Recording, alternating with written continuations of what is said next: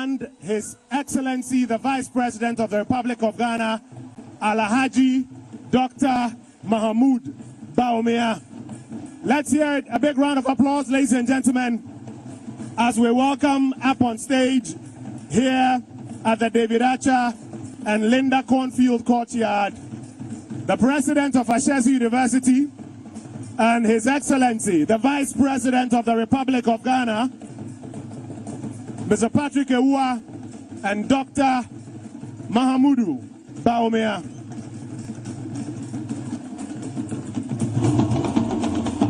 Thank you, guys. Thank you.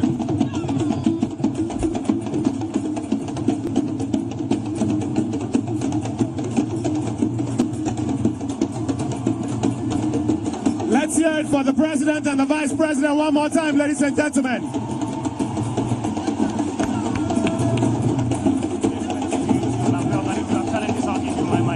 Okay, all right. So I'm going to hand over to you shortly. Okay.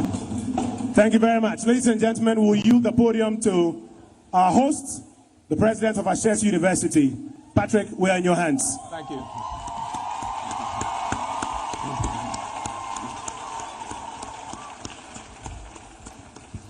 Good evening, Your Excellency, Vice President of Ghana, Your Excellencies, members of the Diplomatic Corps, honorable ministers, Nananum, distinguished guests, and the Ashesi community.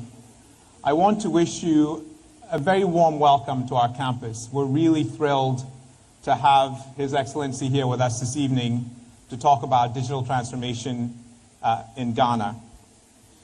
I thought I'd spend just a few minutes to introduce the Vice President, and what we want to do this evening is to just have a conversation about the future of our country, especially around digitization. So it's going to be a lot of just a fireside chat, but we've asked the Vice President to first share his vision for digital transformation in our country. And then we will sit together, I'll ask him a few questions, and then open up to questions from the audience, and we will prioritize students for the Q&A. So in introducing the Vice President, we all know who he is, and you can search the web and find his biography. So I'm not going to go through the details of that, but just share a few key points from the Vice President's biography. He was born in Tamale and was educated through secondary school here, and then traveled to the United Kingdom and Canada for his education. Got bachelor's, master's, and PhD in economics. Taught in the United States for a few years, and then importantly returned home to help with development. And I think this is a very important message for our students, for our alumni. I know some of you are out there in Europe and the US who are joining us this evening online. Come back home at some point, just like the Vice President did. And when he returned, he went to work at the Bank of Ghana, started as a senior economist, and then within 6 years was a deputy governor of the Bank of Ghana, which is an astonishing accomplishment for such a short period. He was named the running mate to Nana Addo Dankwa Akufo-Addo, current president of Ghana. The Vice President was his running mate in 2008. He was only 45 years old, relatively young. And it speaks to, when you really execute a certain way and you're recognized for the contributions you're making to your society, the things that can happen. Lost that first election and went on to do a number of activities all around the world, here on the continent, in the UK. He served in capacities advising in Sierra Leone and Zimbabwe. And he was also a university professor, a visiting professor at Central University here in Ghana. In 2017, Vice President Bawumia was sworn in as the 7th Vice President of Ghana under the Fourth Republic. And in that capacity, really oversaw the rollout of the most advanced mobile money interoperability system on the continent, oversaw the world's largest medical drone system, a paperless system at our ports, was sworn in again as vice president earlier this year, and continues to be a tremendous champion for a digital economy. And it's really very remarkable to see someone at the highest levels of government really promote digital technology. And I have watched with quite a bit of admiration. And Mr. Vice President, as you know, I returned from a career in the US at Microsoft to Ghana. And one of the things that really struck me while I was there was I was in the company for 8 years. And within that period, I joined the company when I was at number 3,000 and something employee. By the time I left, it was 30,000 people. But the annual revenues of Microsoft had grown larger than the GDP of Ghana. And it was a really remarkable thing for me as a young person to see happen. And I felt that, digital technology and that transformation in technology had great potential. And the work that I'm doing here with Ashesi University is educating that, with my team, educating a new generation that's going to really drive that transformation. And so we're absolutely thrilled to have you here, especially given your focus in this area. On that note, I'd like to invite you to come share with us a little bit your vision, and then we'll just sit down and have a conversation. Welcome. Thank you very much.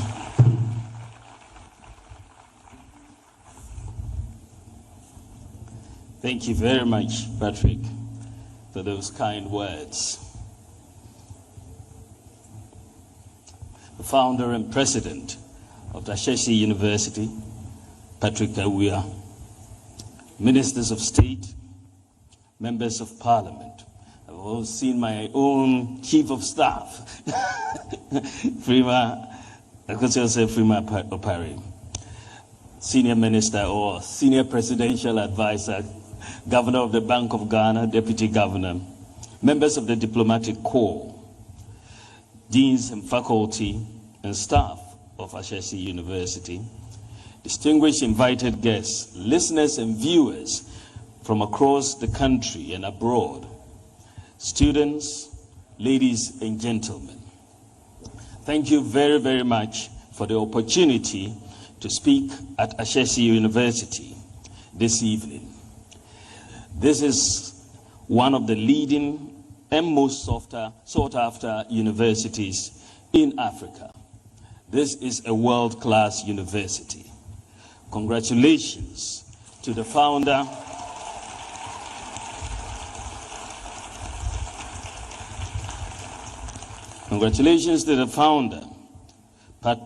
and President Patrick Bawumia, and to the faculty and staff and students for such an accomplishment in under 2 decades. Today, I'll be speaking about our economy. Notwithstanding the devastating impact of the COVID-19 pandemic on the global economy, with increasing prices, declining government revenues, increasing debt levels, and so on, we have achieved so much over the past 5 years. This includes creating more jobs in our first term than any other first-term government since 1992, reducing inflation from 15% to near single digits, achieving the lowest exchange rate depreciation for any first-term government since 1992. We've recorded positive trade balances in 4 successive years. This is the best in more than a decade. We have the lowest average bank lending rate since 1992, thanks to the Bank of Ghana. We are safeguarding food security and the fight against hunger through planting for food and jobs. And we are stimulating industrialization from the ground up through one district, one factory. In fact, we have more factories have been set up under our government than under any other government since independence. In addition to these indicators of the macroeconomy, we have established development authorities. We have one constituency, one ambulance, the Zongo Development Fund, and we've managed the COVID-19 pandemic by world-class standards. We've also introduced free TVET and free SHS, and much more. There is a lot to say about these, but tonight, I want to focus my remarks on how we are transforming Ghana's economy through digitalization, because it is important that we highlight the critical nature of digitalizing the economy and how it underpins the reforms that the citizenry expects of government. We can only build a vibrant, modern nation if we have strong systems and institutions. Otherwise, we will be stuck in a vicious cycle of rhetoric and underdevelopment. Under the leadership of President Nana Addo Dankwa Akufo-Addo, we have focused on pursuing digitalization as part of our economic strategy. Because the fourth industrial revolution is upon us, and we must be part of the modern world. Also, there is a growing body of empirical evidence that illustrates the capacity of digital technology to create jobs, significantly boost productivity, increase income, and support wealth creation. For example, the World Economic Forum's Global Information Report estimates that an increase of 10% in a country's digitalization score fuels 0.75% growth in GDP per capita. It is therefore clear that going forward, countries that fail to digitalize their economies are likely to be uncompetitive in the emerging global digital revolution. Therefore, when we assumed office in 2017, we asked the following questions.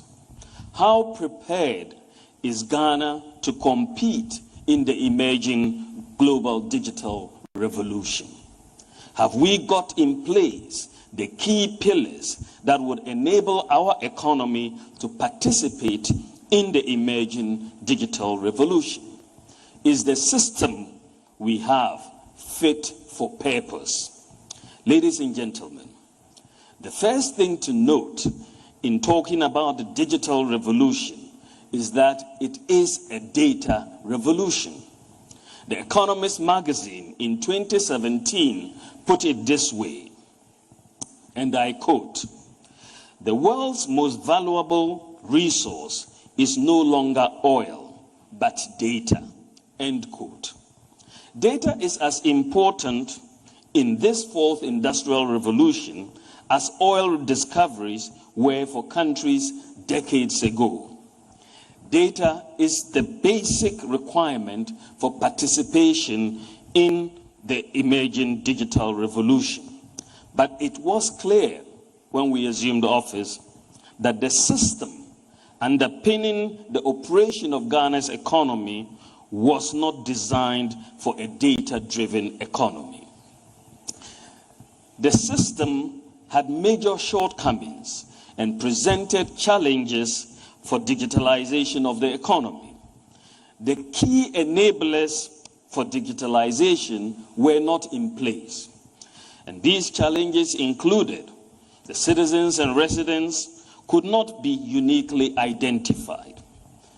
It is possible to be born in Ghana, to live a full life, to die and be buried, and there would be no trace of you on any documentation that you ever lived and died in this country. There is also, as we looked at it, the inefficiency and corruption in the delivery of public services. In the day-to-day interactions of Ghanaians, whether in applying for driver's license, passports, and any other form of government permit or license at the local or national level, corruption has been so ingrained that bribe taking and giving are often tolerated to the point of being considered as normal behavior. We also had a lack of a functional national property address system. And you know that no modern economy can function without an address system. There was the existence of the large informal sector and the dominance of cash in payments. We also had financial exclusion and so many people not being able to have access to financial accounts and services. Our government databases are largely manual and not integrated. And there was the difficulty in this large informal economy of ours of collecting taxes for development. The vast majority of the population do not file to pay taxes. And when they do not file to pay taxes, there's no way of finding out because you don't have the data. We also had a lot of inefficiency in the delivery of health and education services. All the challenges I have just described so far are symptomatic of a disconnect between the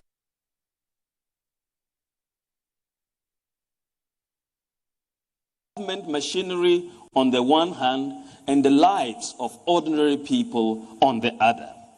The system frustrates rather than helps ordinary people. That is how the system works.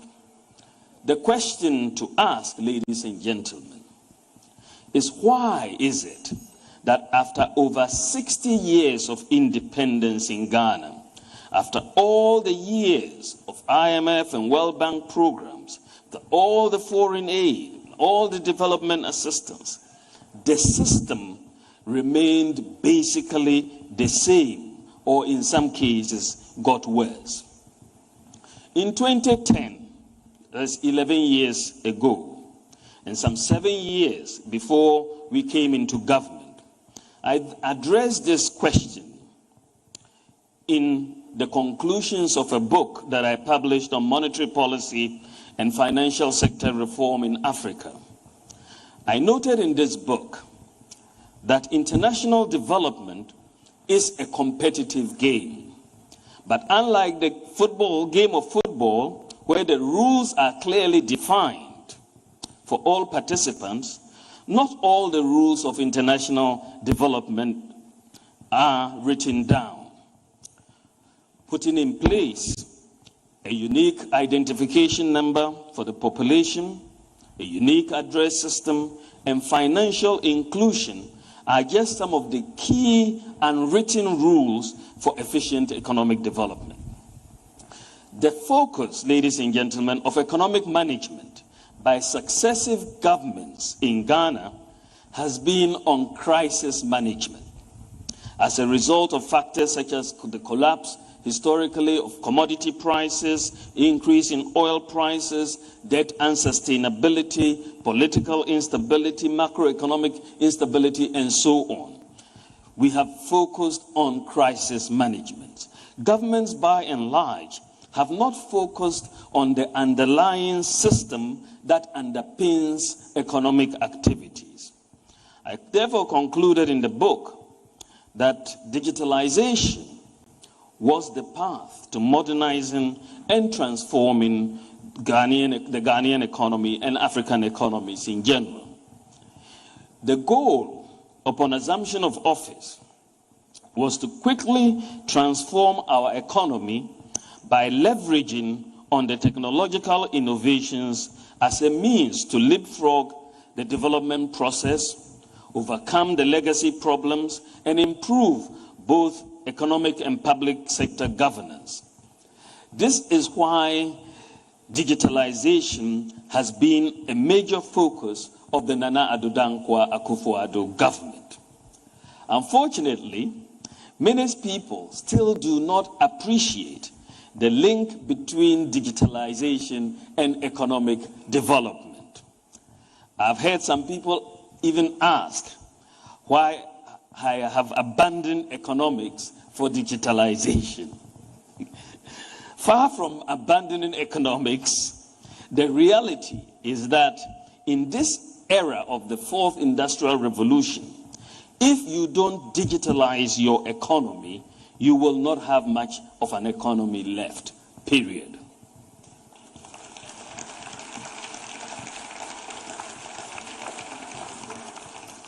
A few days ago, the World Bank President, David Malpass, at the recently concluded G20 summit, stated, and I quote, "Without digitalization, we won't be able to reap the full benefits of human progress." This is the World Bank President. That without digitalization, we will not be able to reap the full benefits of human progress. This statement is a validation of why Ghana has rightly focused on digitalization in the last 5 years. Ghana has actually been ahead of the curve on digitalization. Our strategy since 2017 has been to build a new system through digital transformation. What are the elements of this new system for digital transformation? We set out, under the direction of the President, Nana Addo Dankwa Akufo-Addo, we set out to build a system with unique identification numbers for the population, a system with addresses for all properties and locations, a system that is transparent and promotes accountability, a system that is inclusive, a system that provides efficient public services delivery and tackles corruption, a system that improves efficiency in the health and education sectors, and a system that provides financial inclusion and a cash-light economy. Finally, a system that enhances domestic revenue mobilization or tax collection. I will now come to how we have used digitalization to solve these problems, because the task we set ourselves to build this new system was a quite heavy task. And we opted for digitalization as the instrument or the tool to pursue the building of this new system. So how is digitalization addressing the issue of a unique identity for the population? On coming into office, we quickly moved with the issuance of the biometric national ID cards, the Ghana card, to the population. The Ghana card project was initiated by President Kufuor, but was practically abandoned for 8 years. We revived the process. So far, 15.7 million people have been enrolled on the Ghana card by the NIA, and most of them will be enrolled, most of the population will be enrolled by next year. With the Ghana card, the identity of people, even dead people, can be established using their fingerprints. Ghanaian and other embassies abroad will be able to establish the identity of Ghanaians using fingerprints. Identity can be established even without the Ghana card. As long as you are enrolled on the database and you put your fingers on the application, you can be verified. It is not widely known, ladies and gentlemen, that the Ghana card is also an e-passport that contains biometric information that can be used to authenticate the identity of travelers. The government, since this year, has been working with the International Civil Aviation Organization, ICAO, to globally activate the e-passport function of the Ghana card. And I'm happy to announce that on 13th October this year, Ghana officially became the 79th member of the International Civil Aviation Organization Public Key Directory Community. Ghana's country signing certificate authority would therefore soon be imported into the PKD system through what is known as a key ceremony. The key ceremony for Ghana will be held at ICAO headquarters in Montreal before the end of the first quarter of 2022. Ladies and gentlemen, what does all this mean? This means that by the end of the first quarter next year, the Ghana card will be recognized globally as an e-passport and can be read and verified in all ICAO compliant borders. That is 197 countries, 44,000 airports in the world. When this happens, holders of the Ghana card will be allowed to board any flight to Ghana. Furthermore, the good news for diasporan Ghanaians is that when the Ghana Immigration Service is linked to the NIA architecture, and that will be soon, diasporan Ghanaians who hold the Ghana card should not have to obtain visas to return to Ghana.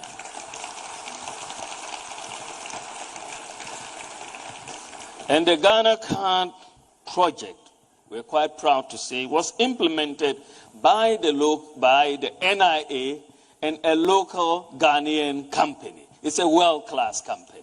And this is Margins, IMS, and we're proud of them. Secondly, how is digitalization solving the problem of a property address system for Ghana?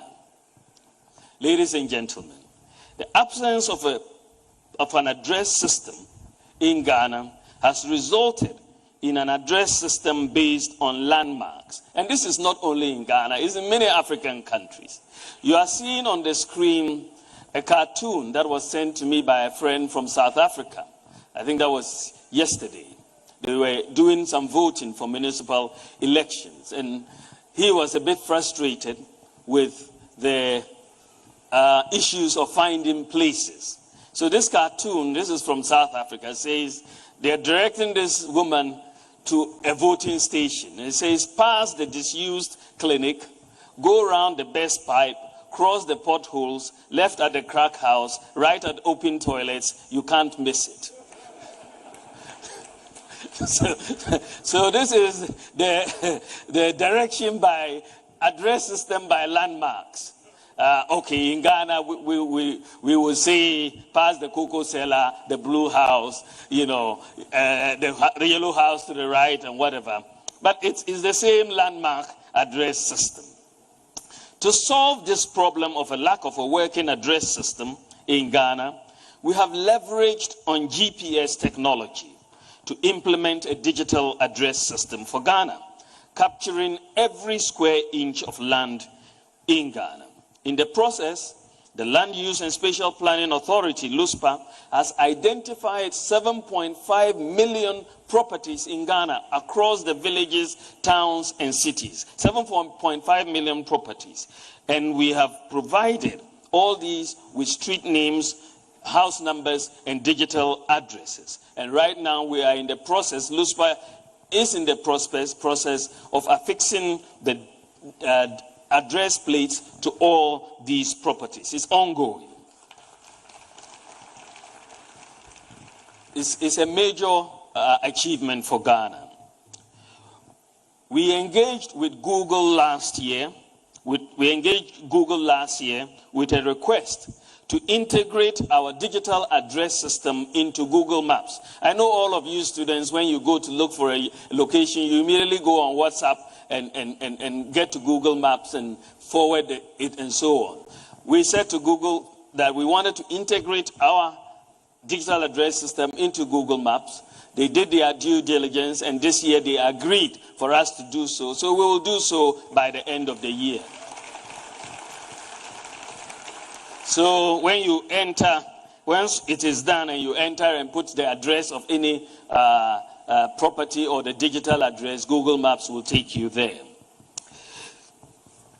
The digital address system, again, was executed by LUSPA, the Ghana Post, and in collaboration with a local Ghanaian IT firm. How is digitalization addressing financial inclusion and the dominance of cash payments?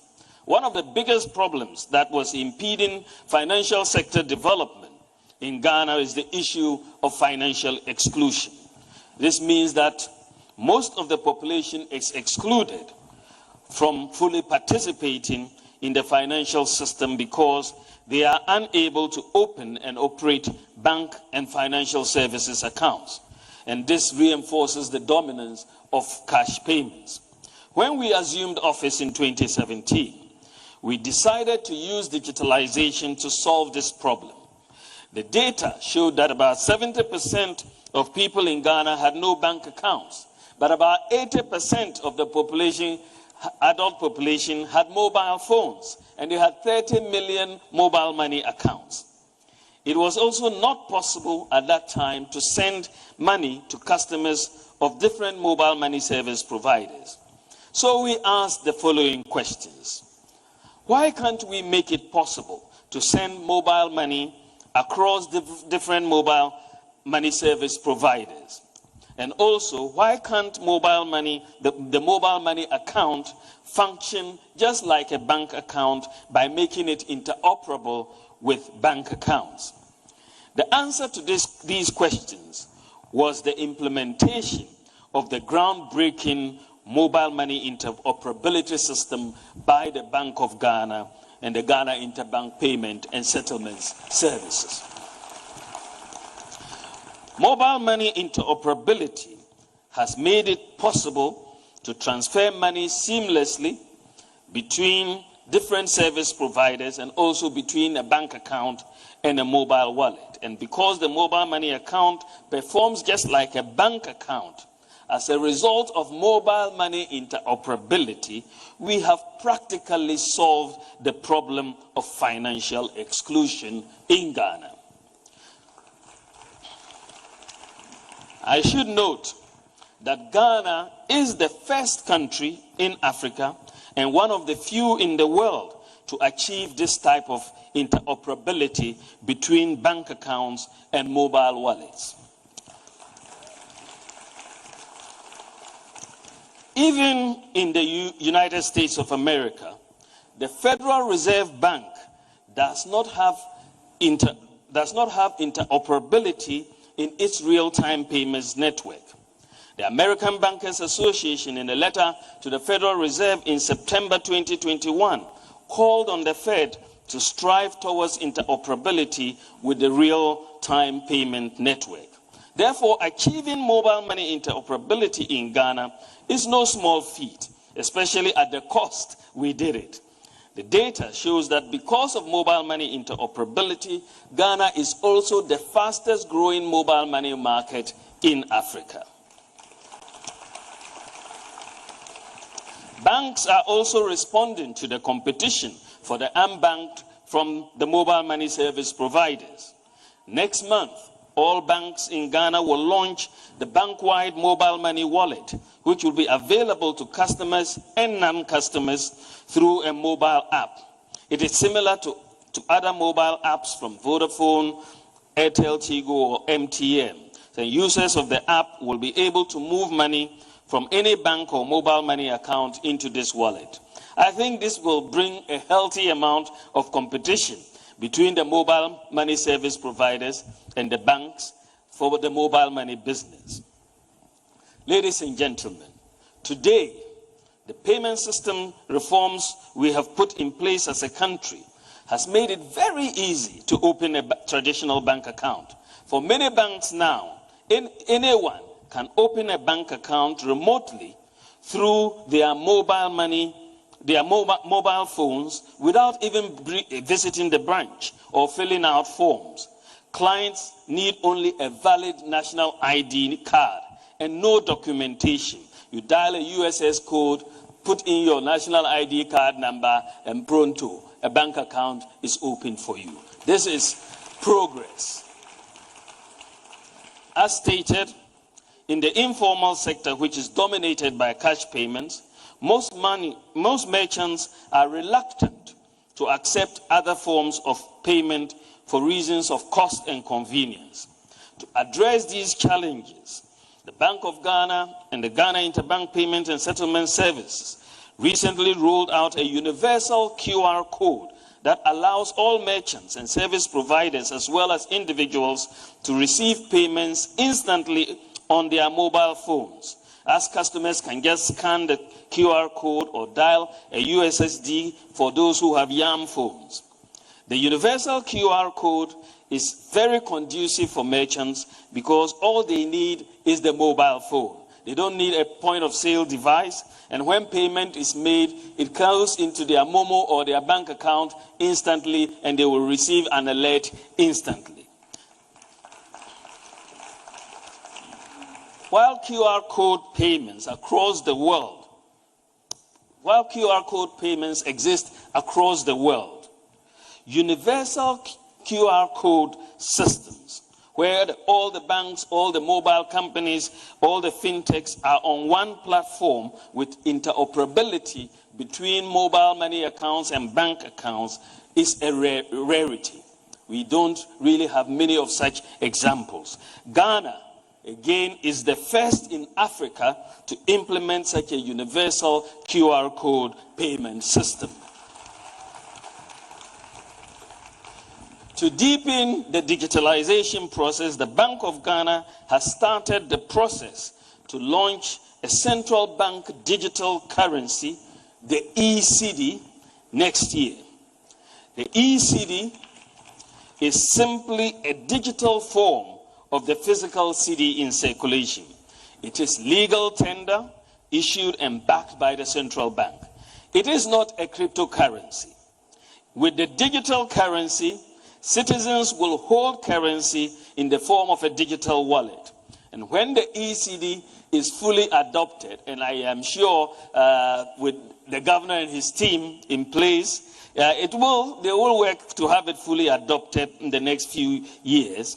When it is fully adopted, ladies and gentlemen, the incidence of fake or counterfeit currencies and bullion van robberies will be a thing of the past.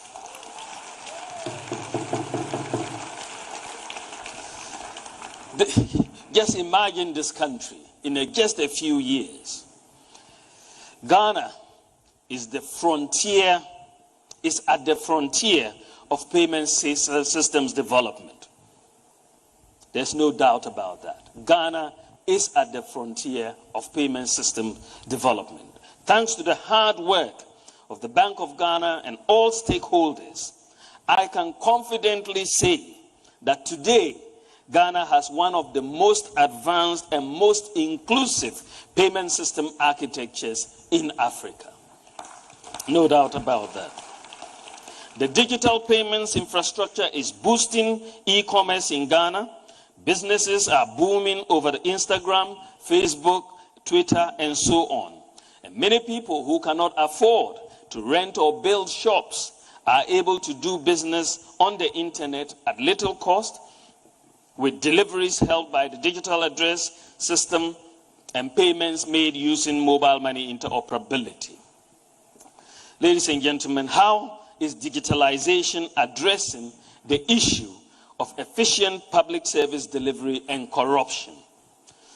Our approach to improving the delivery of public services is to minimize human contact as much as possible.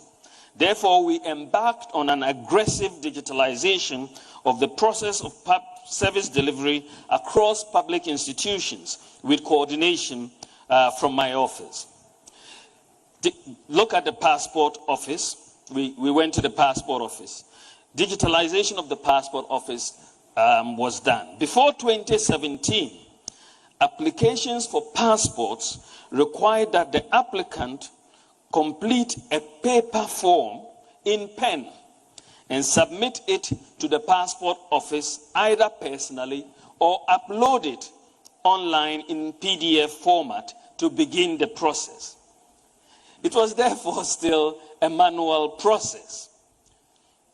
Following digitalization, passport applications are now online, and there's no need for middlemen or guru boys or for the payment of bribes to obtain a passport. The average turnaround time for the acquisition of passports has been significantly reduced, and today you can apply for your passport at home on your mobile phone, and it can also be delivered to you at home using a courier using the digital address that you have given. This is a marked difference from what used to be the case. Then we went for digitalization at the ports. Previously, the bureaucracy in clearing of goods at Ghana's ports involved a lot of paperwork and used to be largely manual. This caused delays, corruption, inefficiencies, frustration, and loss of revenue to government. Many citizens who had cleared goods at the country's ports had horror stories about their experiences at the port. The introduction of a paperless system, which we did after 2017, has reduced the layers and simplified the process. It has reduced the time needed to clear goods and the avenues for corruption, and increased efficiencies and revenue mobilization. We went then to digitalize the Drivers and Vehicle Licensing Authority. The DVLA offers two traditional services: driver licensing and vehicle registration. These services have been fully digitized. With digitalization of the driver's license in 2019, the DVLA experienced an increase in service by 109%. So you see that a lot of people were applying online and getting their licenses. With digitalization, there are no middlemen or guru boys, or there's no need for bribes to be paid to obtain a driver's license or register a vehicle. Due to the digitalization, a client no longer waits for several months to receive his or her license, but now they can get their license in one day once all the requirements are met. Ladies and gentlemen, we then moved on to the motor insurance database. The National Insurance Commission has also implemented the motor insurance database. The objective of the introduction of the motor insurance database is to curb the menace of vehicles with fake motor insurance stickers plying our roads, thus endangering the lives and property.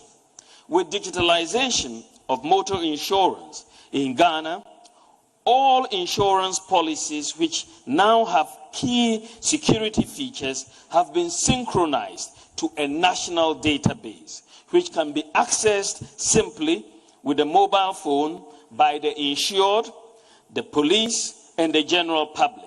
Members of the public can also self-check the authenticity of their insurance policy. All you have to do is dial *920*57# and follow the instructions, and thereafter you will know the insurance status of the vehicle. So if you're about to board a vehicle and you want to check, you dial *920*57# and put in the vehicle, the license plate, and it will tell you whether this vehicle has insurance or not, so that you can make your decision.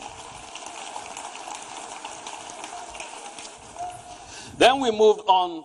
Again, the motor insurance database, I don't know of any other African country that has put together this motor insurance database. Ghana is the first to do so. Then we moved on to digitalize the births and deaths registry. Easily one of the most depressing visits I have paid to a government office during my time as vice president was to the births and deaths registry headquarters. There are hardworking people there, but the clearly was insufficient investment in the institution. It was messy, it was chaotic, and it was sad. It turned out, after we engaged the births and deaths registry, that they had 3 separate databases for births and deaths registers. And none of these 3 separate databases were talking to each other. They were sitting in silos. It is therefore not surprising that corruption and fake birth certificates thrived in this environment. Thankfully, the process of digitalization of records at the births and deaths registry is almost complete, and the 3 databases have been merged into one database and cleaned up. Furthermore, we are integrating the births and deaths register with the databases of the Ghana Health Service, the National Identification Authority, the Ghana Statistical Service, Immigration, and the police, so that the record of births and deaths should be consistent across all these organizations. Starting next year, ladies and gentlemen, every newborn child will because we are linking the births and deaths with the NIA and the Ghana Health Service, every newborn child will within a month be issued with a national ID number.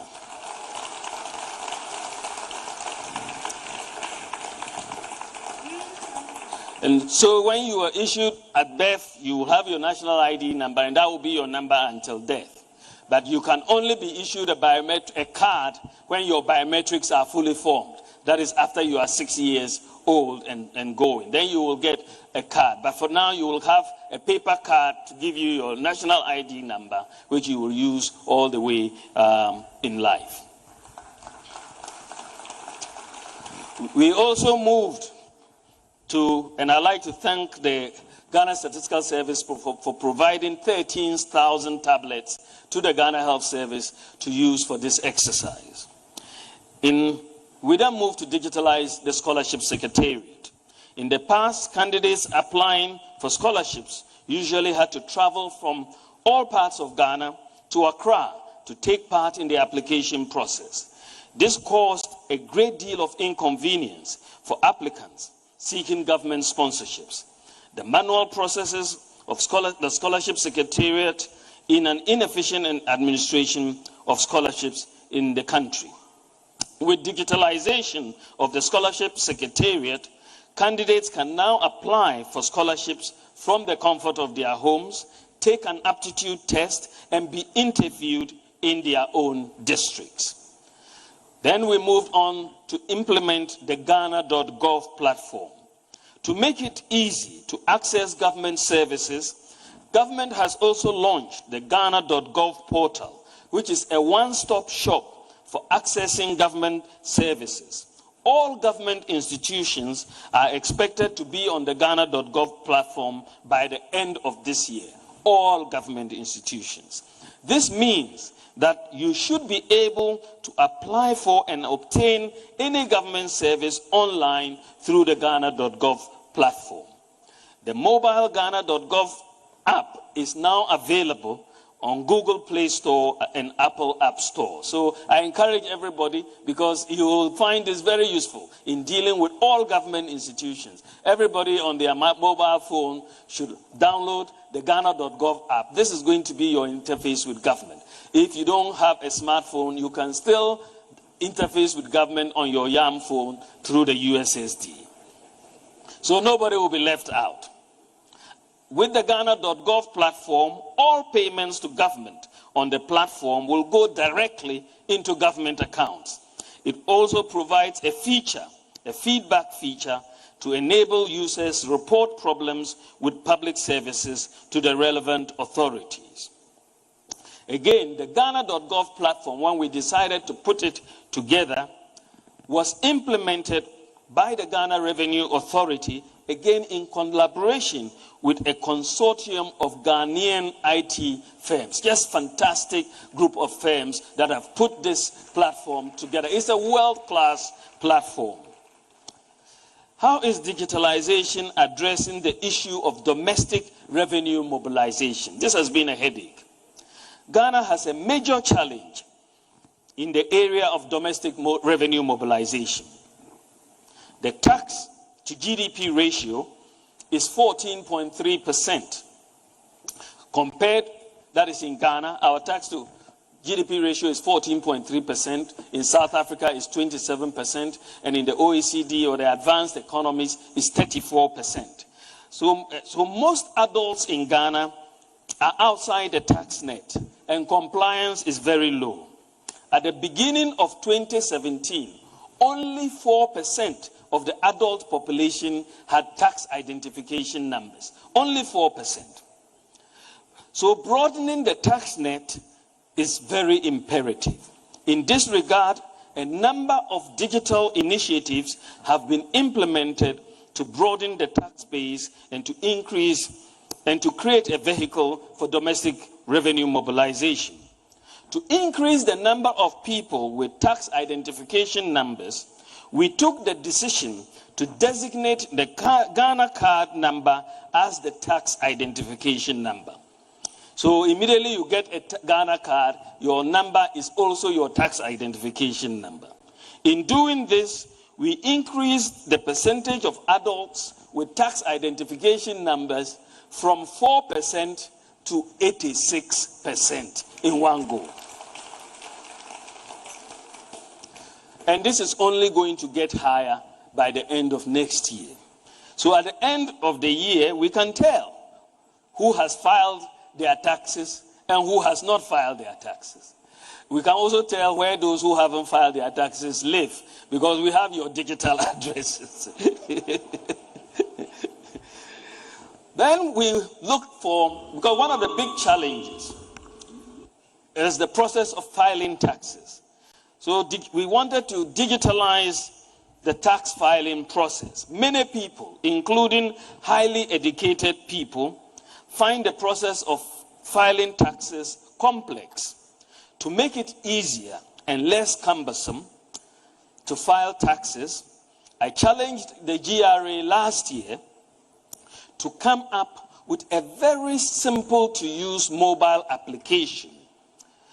So enable ordinary people to file and pay taxes using their mobile phones. And I am happy to announce that the GRA has completed the mobile app for the filing of taxes. The mobile tax filing application is available on the Ghana.gov mobile app, which is, I said, is available on Google Play Store as well as the Apple App Store.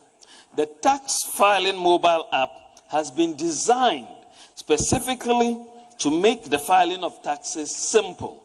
Once you sign in, you will be asked a number of simple questions. You even think you are filing taxes. You'll be asked just a number of simple questions, and you will answer those questions. And once you finish answering the questions, you could press the send button, and then it will go and come back with a calculation of the tax that you owe or the refund that is due you, right on your mobile phone. And once you know what your tax liability is, you can proceed to pay using mobile money, the QR code, Ghana Link, or whatever other source that you have available there. You will receive, after payment, an electronic receipt of your tax payment, and you can also apply for and obtain an electronic tax clearance certificate. So we are really digitizing the process of domestic revenue mobilization. Ladies and gentlemen, then we looked at the property tax issue and how we can digitalize the collection of property taxes. Most property owners in Ghana do not pay property taxes. Many do not even receive bills to pay taxes. Tax is paid on only 9% of properties in Ghana. And some people who also collect taxes pocket the money. This is because we lack the key elements to implement and monitor an effective property tax regime. An effective property tax regime requires that we are able to identify all properties, assess the value of all properties, identify and maintain a property owners database, send property tax bills to the owners, and enforce the payment of taxes. Thanks to the implementation of the National ID, the National Digital Property Address System, the Mobile Money Interoperability, and Ghana.gov projects, Ghana now has the infrastructure to implement a property tax system. We have been working on this over the last 2 years, and thanks to the hard work of the ministers for local government and rural development, as well as the Minister for Lands and Natural Resources, with support from the Minister of Finance and the Lands Commission, we have finally developed a national common platform for property tax administration for Ghana, which will operate across all the MMDAs in Ghana. The platform is integrated, as I said, with the NIA database, the Digital Property Address System, and the Ghana.gov platform. Homeowners will be able to receive their property tax bills, pay their taxes, and receive receipts on their mobile phones. The platform is ready and is expected to be implemented by the Ministry of Local Government in 2022. Digitalization, ladies and gentlemen, has therefore helped government for the first time to put in place a robust and broad-based vehicle for domestic tax collection. And this has eluded us since independence. We now turn to the issue of improving healthcare delivery and how has digitalization helped us in this area.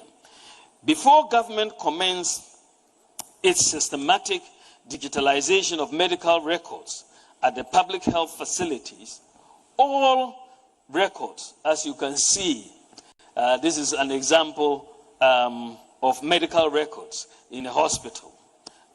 All records and documents were paper-based.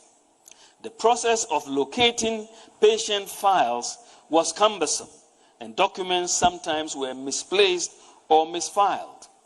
This caused delays and inefficiencies in the delivery of health services and the reluctance of some sick people to visit public health facilities. We have embarked on the connection of health facilities under the Ghana Health Service onto one digital platform. So far, all teaching hospitals and all regional hospitals have been connected and can talk to each other. 36 health facilities in the central region have also been connected to the digital platform.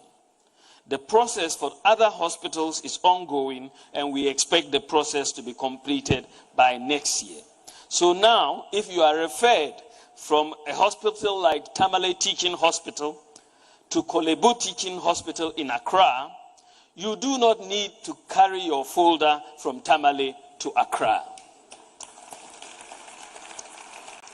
All your records will be seen and monitored by the doctor in Kolebu when you arrive.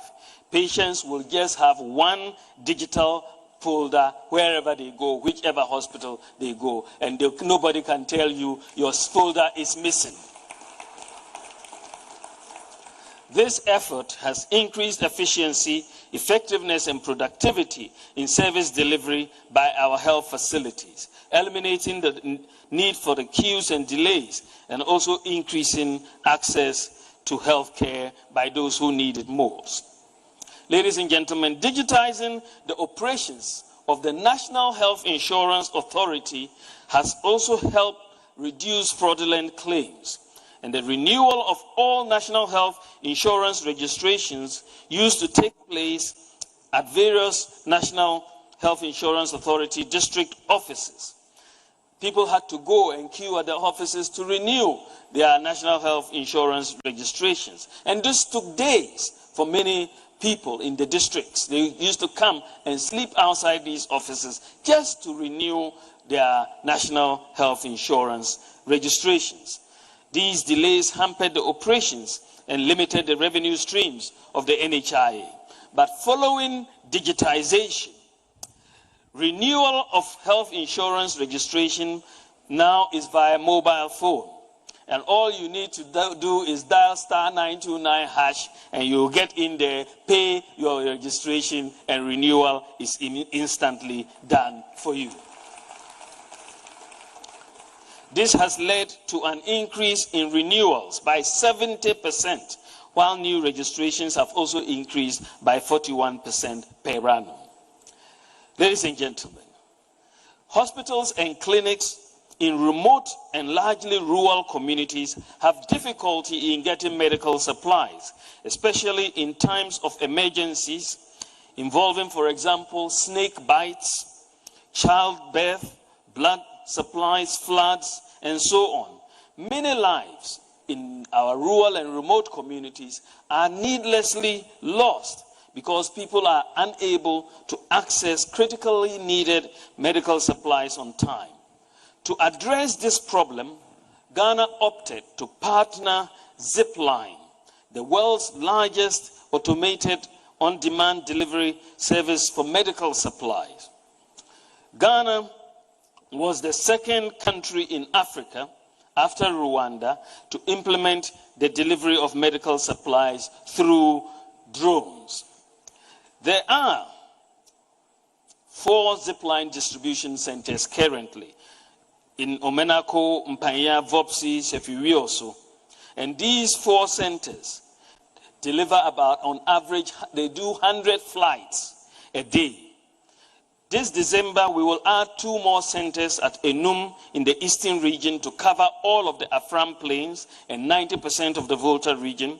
And then we'll add a center in Ketikrachi, which will cover Oti region and 3 districts in Bono East and Northeast Gonja district of Savannah.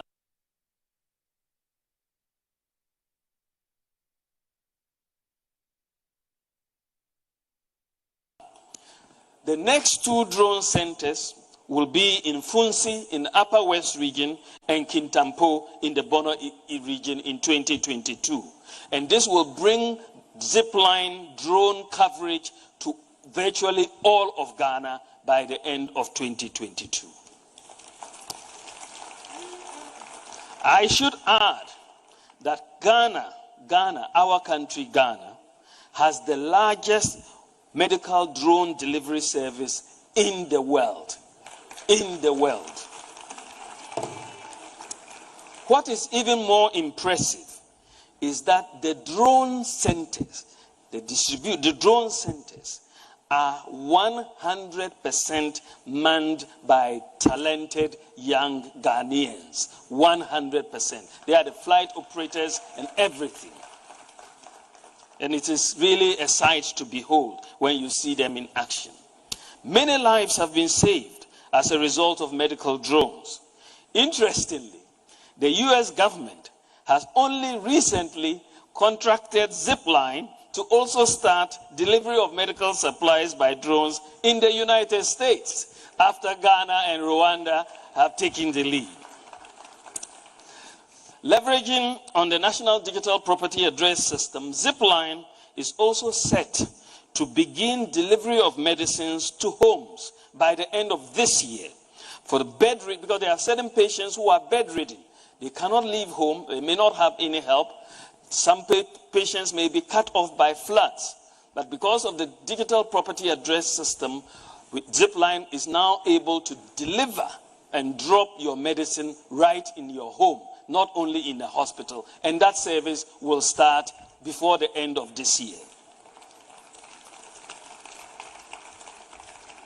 And this will be the first such home delivery by drones of medical supplies anywhere in the world. Anywhere in the world. Then we wanted to digitize the pharmacies, the e-pharmacy. Ladies and gentlemen, patients or people generally face difficulties when trying to find medicines in pharmacies. They have no way of knowing which pharmacies have the drugs before they go. They could go to 5 pharmacies before they are lucky of finding the drugs. Sometimes patients are directed to go to specific pharmacies to buy the medicine, denying them any advantage there may be from choosing a lower price shop. People also don't know what the prices of the medicine at the different pharmacies are. And they are, in their time of vulnerability, they are just happy to pay whatever is asked at the pharmacy where they find the drug. It is also difficult to tell whether the medicines are genuine or fake. And there's also a drug abuse with drugs such as prescription drugs such as tramadol. To address this problem, government challenged the Pharmaceutical Society of Ghana to digitalize the operations of pharmacies in Ghana. Following this and working with the Pharmacy Council in collaboration with the private sector, I'm glad to say that we have completed work on a digital platform for all pharmacies in Ghana. And currently the pilot of 45 pharmacies is taking place. And basically the e-pharmacy platform will offer the opportunity for everyone through a mobile phone to upload your prescriptions and find out which pharmacies near you have the medicines. Secondly, you can compare the prices of the same drug offered by different pharmacies. You can sit in your home, choose the pharmacy you want to buy the drug from, order it, pay for it, and it will be delivered in your home without you visiting the pharmacy.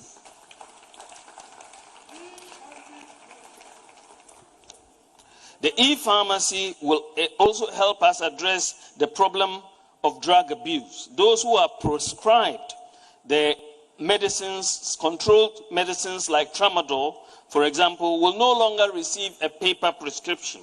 They will be sent a one-time code via SMS. And once the prescription is uploaded, and it will be used only once at the pharmacies. Thankfully, the e-pharmacy will be launched before the end of this year. And this will make Ghana, I'm so proud of this, this will make Ghana the first country in sub-Saharan Africa to have a national scale e-pharmacy, and only one of the few countries in the world with a national scale e-pharmacy. I would like to thank the Pharmacy Council, the Ghanaian private partners, for being very proactive in meeting the deadlines we have set them. Now to the education sector.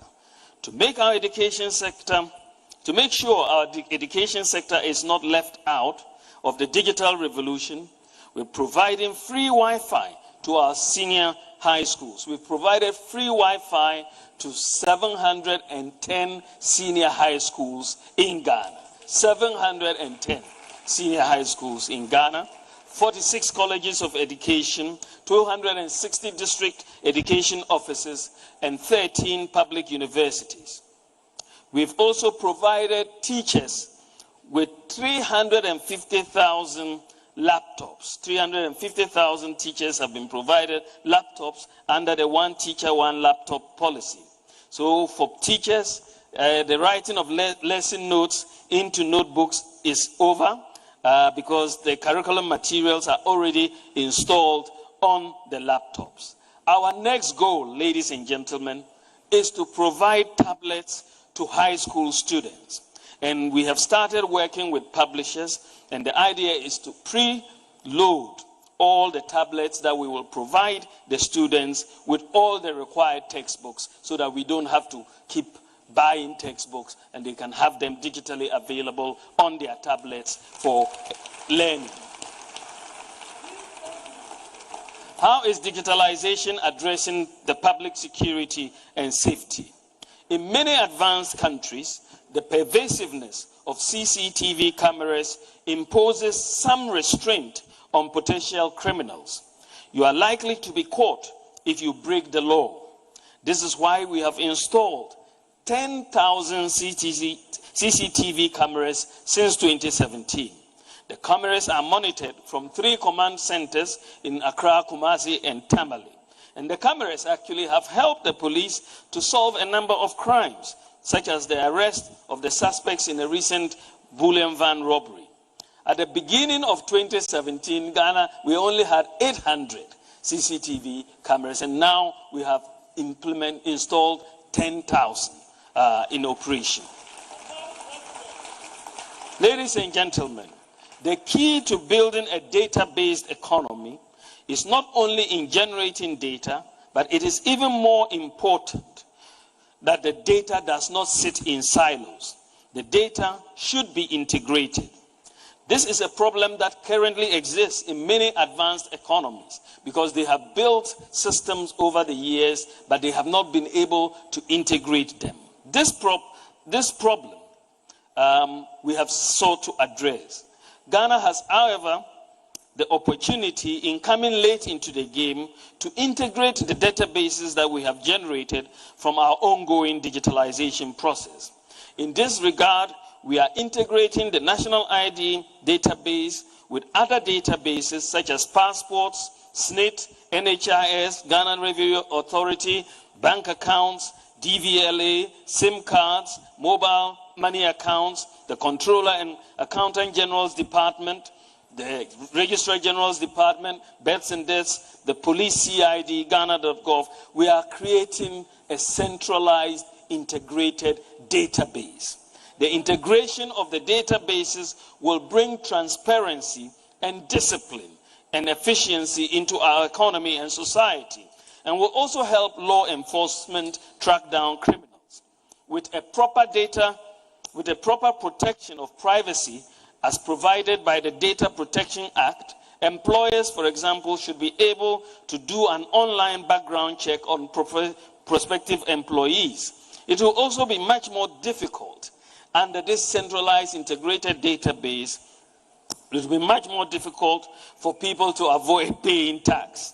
Also, the police can easily tell fake vehicle registration, driver's license, and so on. With the integration of the NIA database and government payroll, ghost workers will be history.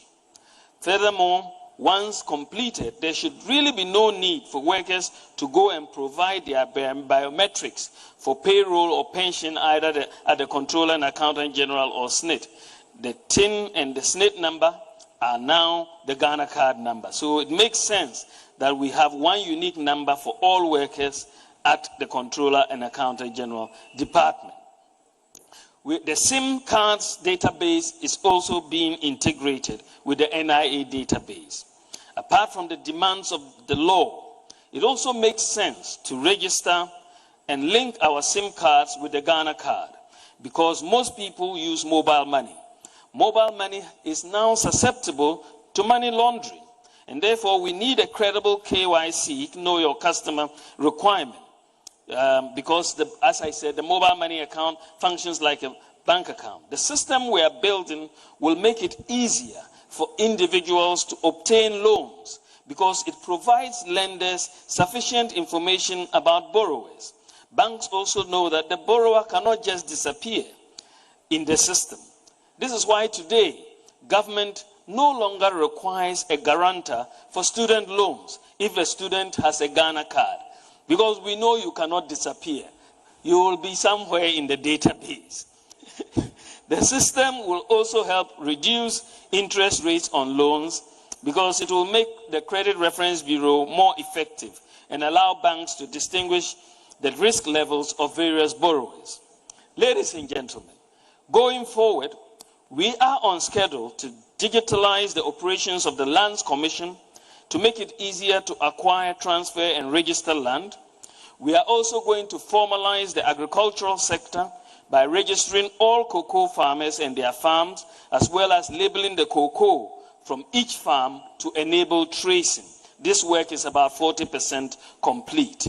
Next year, we will also do the same for food crop farmers with a target to digitalize fertilizer distribution, and work on this is ongoing. We are also going to formalize the fisheries sector by registering all fishermen and digitalize the distribution of premix fuel. The operations of the school feeding program are also being digitalized to enhance its efficiency as well as facilitate monitoring. It is expected that work on the digitalization of the school feeding program will be completed by the end of this year. And this will mean there will be no ghost schools or ghost children. We are acutely aware, ladies and gentlemen, that we must pay attention to cybersecurity. Ghana's Cybersecurity Act has become necessary because of the rapid digitalization of the economy coupled with the high rate of cyber crimes and other cybersecurity incidents in the country. The Cybersecurity Act will promote the development of cybersecurity and regulate cybersecurity activities in Ghana. Thanks to the hard work of the Minister for Communications and Digitalization and Ghana's cybersecurity team, Ghana's cybersecurity ranking is now 89.6% compared to 32% in 2017. So we are improving cybersecurity.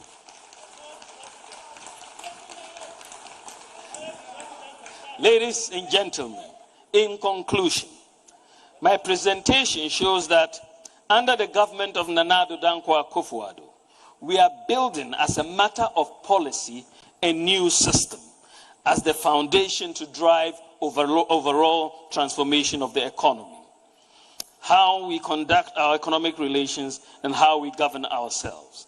Digitalization is the key instrument of transformation. To do this, we first needed to build the tools of digital transformation. Our principal operational tools, or our enablers, which every Ghanaian must have in their hands or must have access to, are the national ID card, a digital address, mobile money interoperability, universal QR code, and when the central bank brings it up, the digital currency. Step by step, we are applying these enablers to innovate many areas in our everyday economic activities and interactions with businesses and with our access to public services such as the passports, ports, and so on. The new system is the engine block of our development. We are building this new system because it has the following attributes. It positions us to be globally competitive in the emerging digital revolution. It is a system based on integrated centralized data, and it's a system that codifies the unique identification of every member of our society, the addresses of all properties and locations. It is inclusive. It's a system that makes for greater transparency, promotes accountability and efficiency in every aspect of public interaction. It is a system that minimizes incentives to pay bribes and opportunities for corruption in the delivery of public services. It is a system where the operations of government institutions are digitized for efficient delivery. It is a system that is formalizing the informal sector, a system that has broadened the tax base and built a vehicle for domestic revenue mobilization, a system which enables the work.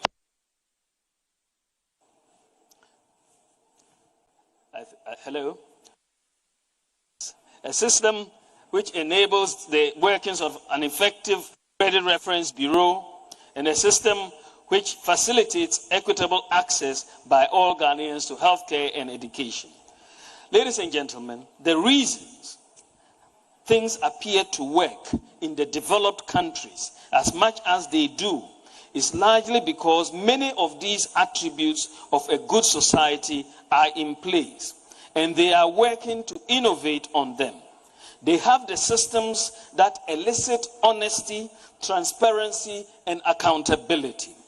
These are what we are putting in place in Ghana. It has taken political will on the part of government to put these systems in place. The status quo benefits the few to the detriment of the many. Further, there is little immediate political benefit from implementing these innovations. It takes some time for the full benefits of digitalization to become obvious to many and manifest in our lives.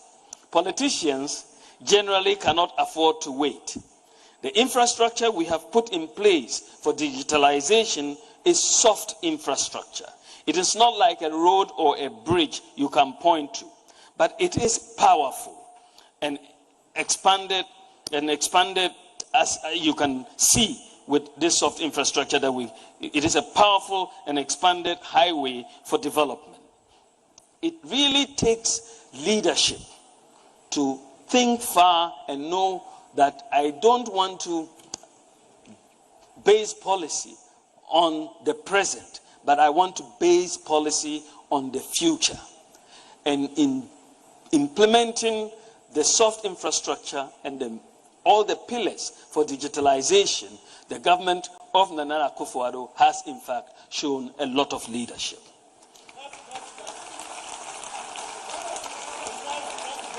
It is important, ladies and gentlemen, to note that Ghana's digital transformation has largely been undertaken without foreign aid. Rather, we have partnered with the Ghanaian IT private sector to finance the various initiatives rather than a wholly public sector exercise. It was a deliberate decision because the private sector and the public sector have different incentives. The private sector makes money when systems they manage work. Otherwise, they will go out of business. We have partnered with the private sector to make sure Ghana does not go out of business, of the business of progress. Ghana must remain an efficient and productive going concern.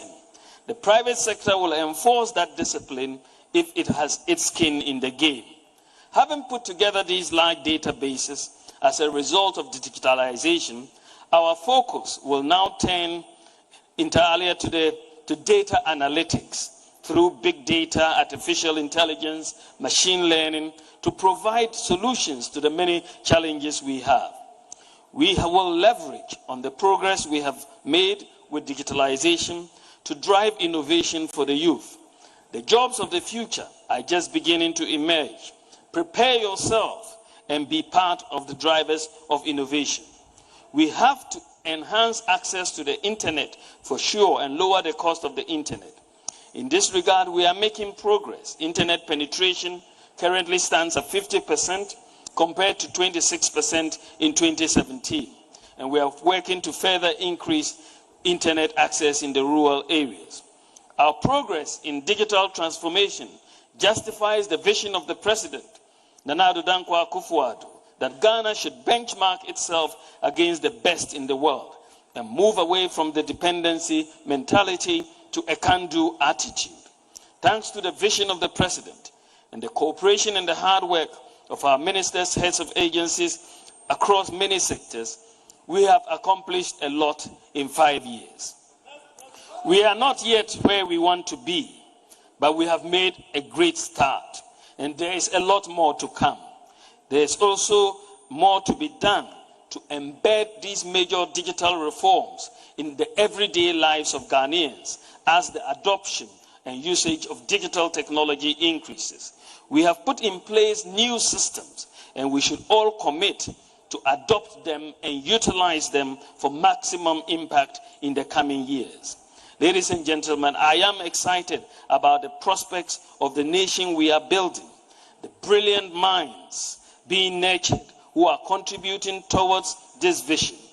We must allow our mindset to build our courage that we can be amongst the best in the world at anything.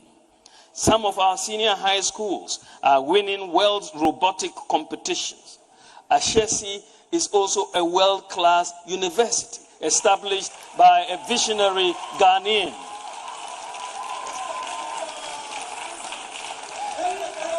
The digital revolution is a youth-driven revolution.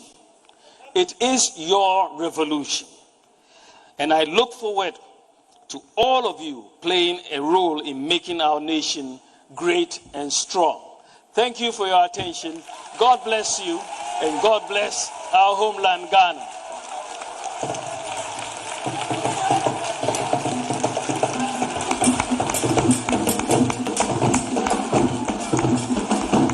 Thank you very much.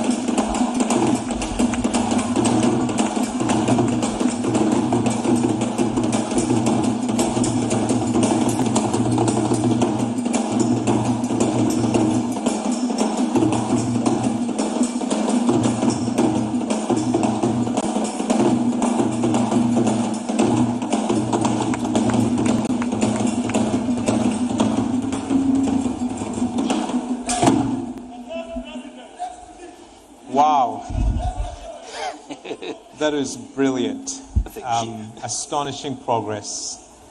And I just want to thank you for your leadership in this very transformative agenda in digitizing our economy. I'm just blown away by just how much progress has happened, actually. Thank you. And I came this evening with a lot of questions, and your presentation has answered a lot of them. So I'm going to be... So I'm going to ask you just a few questions and then turn it over to students. Okay. I know that we have students from other universities. I think University of Ghana is here as well. And so when I turn to students, when you come up to the mic, please state your name, what university you're from, and then you can ask your question. Please be brief in your questions as well. So the first question, Your Excellency, that I have, just listening to what you just presented to us and just how vast this is, what you're trying to do, and how much progress. It's very clear that you're quite passionate about this, right? And I wonder, is there some personal story? Is there something that has made you so passionate about this issue to move so forcefully in this area?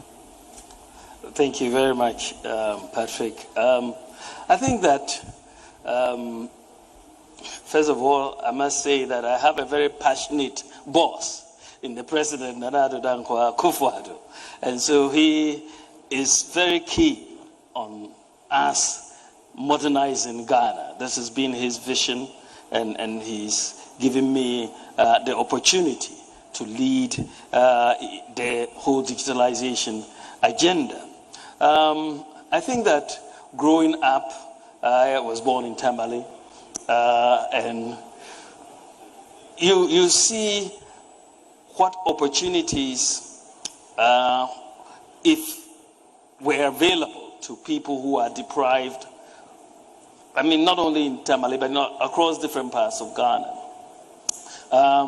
You could see that if you could make opportunities available to all and have a more inclusive society, a lot more people, some of my mates who could not go further in school, for example, were very brilliant. A personal story that I have, which maybe I have not shared, September 2002, was in Tamale Hospital, and my father had undergone an operation, and Tamale Teaching Hospital, they needed blood. And we came out trying to find blood for my old man. At that time of day, the stores were locked. The person where the blood was not there. We were calling doctors all over trying to find this person. By the time the person arrived to the office and we actually got the blood, my father had died. Now, so when I met Zipline in Silicon Valley, I took a team from Ghana to Silicon Valley, the IT firms, and we looked at different technologies, and I met the head of Zipline. And then he started telling me the Zipline story and how they can deliver different things like blood and so on. Immediately he talked about blood, I remembered the issues that I had gone through with trying to find blood. And I thought to myself, if only we had a service like Zipline at that time in September 2002, maybe my father would not have died. We could have called Zipline to drop the blood and then he would have been saved. And so I was very passionate in asking Zipline to come to Ghana and to set up the service in Ghana because there was, yes, a personal story behind it. For me, it was very important to save a lot of mothers at childbirth, a lot of people with snake bites, the vaccines and so on. So yes, I am driven by trying to create an inclusive Ghana, and digitization is the best way to bring people to access services in Ghana. So I really, if you want to fight corruption, it is the best way to do so. Education, health, agriculture, and so on. So I think I'm very driven, as the president is, to make sure that we can provide Ghanaians opportunities to progress and to develop. Well, thank you very much for sharing that story. One thing I'm struck by, and really thank you for sharing that story, is there have been quite a few times where I encountered people who they've experienced something difficult, and you start to talk with them about the solution, and they say, well, but this is Ghana, it can't be done. And so thank you for taking that tragedy and moving us to do something about it. And I hope our students here are taking note of this story and what you can do when you have a personal pain or you have a personal difficulty, that you should think about how do you solve the problem for others and for our society at large.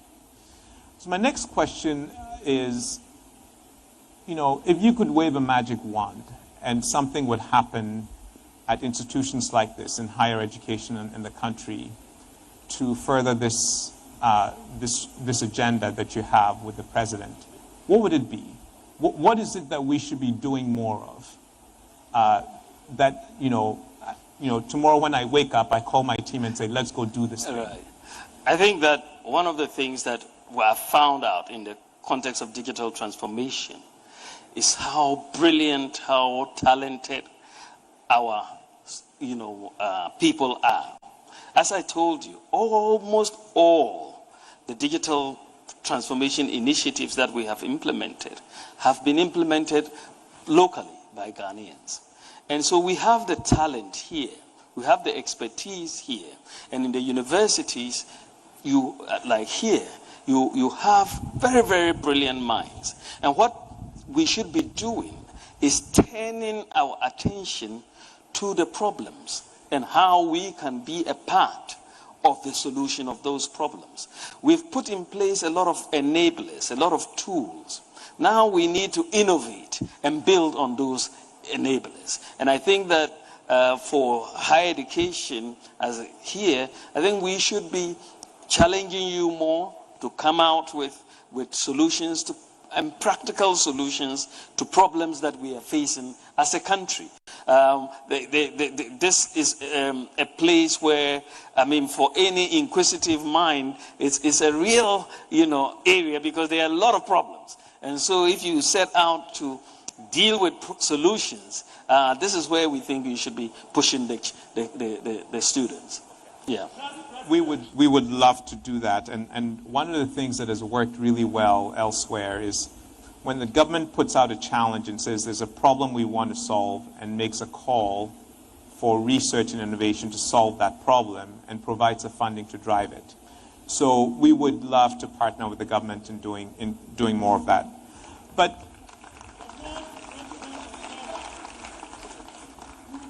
so I'm going to switch to the students in just a minute. One question I have, you mentioned that, just my final question, that a lot of Ghanaians built these systems. Is there work that the government can do with these companies so they can export those solutions? Yes, I think that is, in fact, I believe is going to happen. I have heard, for example, that the company that built the digital address system is being contacted by other African countries to help build the digital address system. And I have no doubt that, companies like those that have put together the Ghana.gov platform and the tax application, I think in this context, can export all of that knowledge and share that knowledge, and they can make some reasonable returns from all of that intellectual property that they have built in Ghana. So we are very, very happy to support the private sector to do more and to export all this talent and all these innovations to other countries. Ready? Are there any questions from the students? I will start with the mic on the left here, on my left. So just come up. Don't be shy. So your name, your institution, and then a brief question for the Vice President. Awesome. My name is Tobias Echowood. I happen to be the Ashesi Student Council President, and I am privileged to be here at this point in time. Three at a time. Thank you so much for everything. I am truly amazed by everything that you've covered, and there are some of the things that came to mind which I was hoping to get the time to ask you about. With regards to some of the major points that you put out in terms of data access, as well as digitizing the economy with regards to the digital address system, I wanted to find out what are the plans with regards to infrastructure meeting the ideals, specifically education and transportation. If we are able to educate the Ghanaian community on what is being available, as you've done for us here and now, but the educational facilities are not able to live up to the vision. Transportation, if we're able to sort it out for the digital networks, roads, for instance.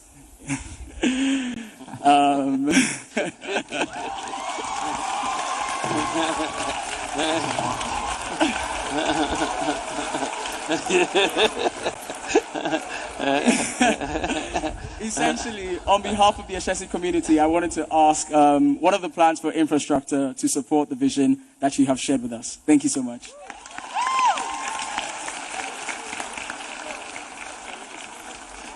Thank you very much, Tobias. He was not shy at all. Very good, very good questions. I think that, there are two issues that Tobias has raised: education and transportation and infrastructure in relation to that. Of course, as I said earlier, that in terms of education, we are very much trying to make sure that there's a digitalization going on that allows access of everybody to material, whether you are from the less advantaged or the more advantaged areas. Everybody should have access to the material, and this is why we've provided a free Wi-Fi to the schools. We're providing to we have provided laptops to the teachers. Thank you. And we are also providing the opportunities to have all of these things disseminated in terms of tablets to the students as well. In the area of infrastructure, there's a whole lot of work that is going on infrastructure, especially roads. But I know that you are very concerned about the road that I just came on. I know that is your biggest concern.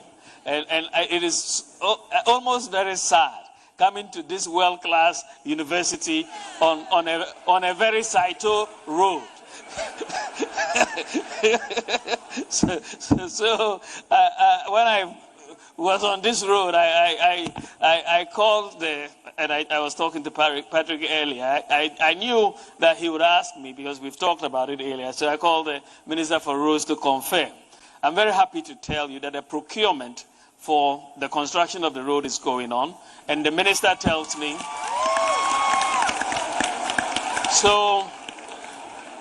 so he assures me, and this is a Kuwait-funded project, and he assures me that you will see work starting next year on your road. So that is the answer to the road. But it's not just this road. We are doing a lot of roads in the country, and we expect to improve infrastructure in that context.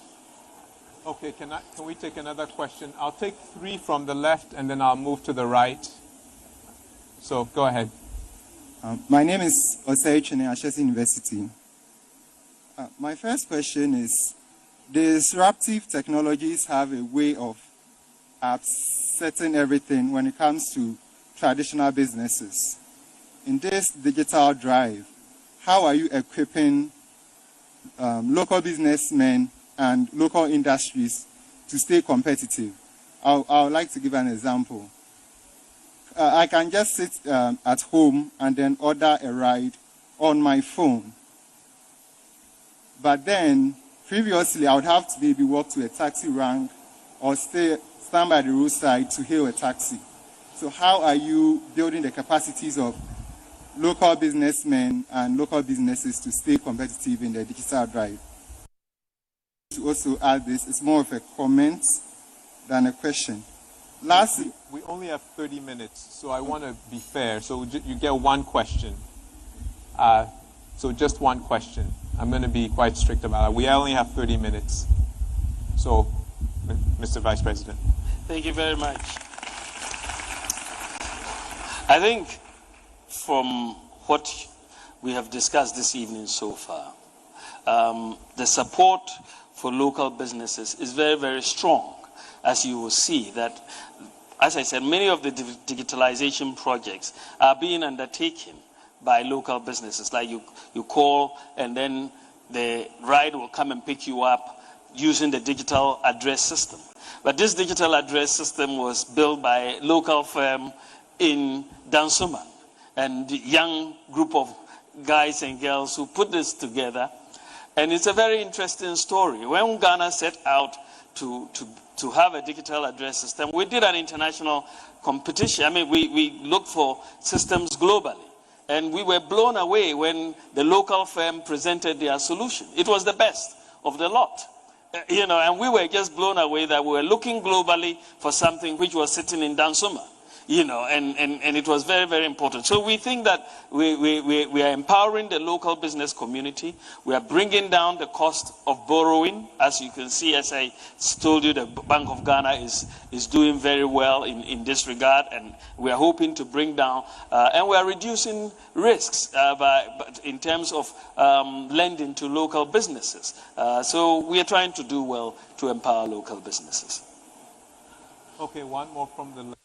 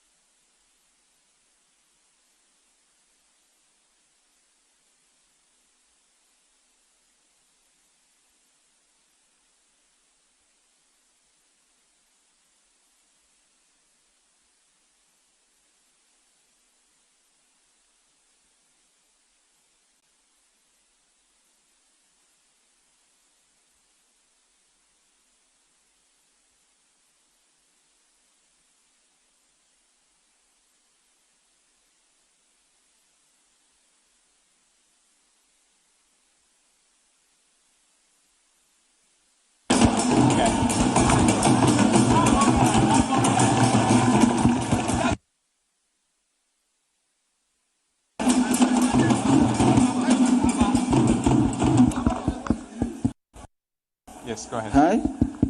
Hi. Hello. Hello. Hello. Hello.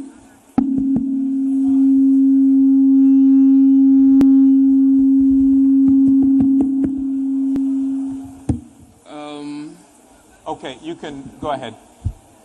Hello. Can we turn on this mic here? Can I ask my question? No, I'll have the lady ask her question, please. So my name is Abigail Yaira Asafo, and I'm the Judicial and Electoral Council Chairperson at Ashesi University.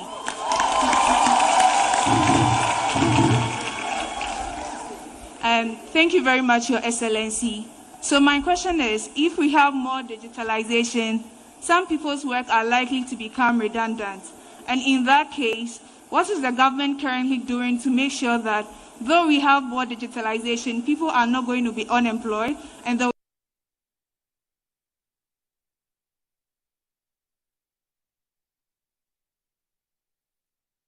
be something else for them to do? Thank you. Can you give... Thank you. Okay. Thank you, Abigail. You survived all the challenges. You know, this is a great question that Abigail has asked about the link between digitalization and joblessness. And I've always said that there is a very big difference between a developing country like Ghana and the more advanced economies when we come to talk about the impact of digitalization on jobs. I believe, and the data seems to show, and I talked about some of the investments.